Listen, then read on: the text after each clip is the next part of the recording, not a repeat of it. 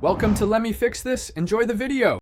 You open Google Classroom and sign in with your school account, then navigate to the exact class. Once there, go to Classwork and click Create.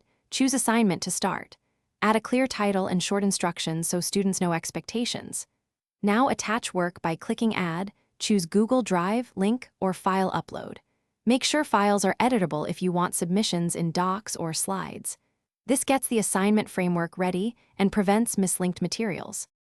Once you've attached the main file, decide how students access it. Use Drive attachments for docs/sheets.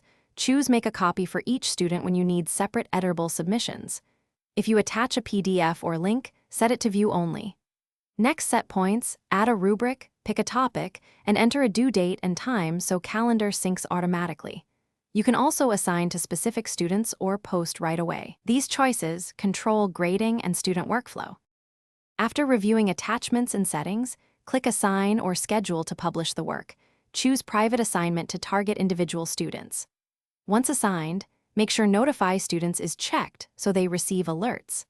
Monitor submissions in the Student View and Return work with comments and grades.